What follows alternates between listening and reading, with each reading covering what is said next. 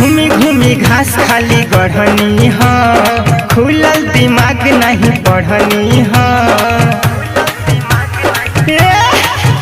अरे घूमी घूमी घास खाली गढ़नी ह खुलल दिमाग नहीं पढ़नी ह। गिटिया बालू ढोइले खाली दर्द से फाटे कपार। आइल बनी ठिका में पहिला बार कमे खटावतनी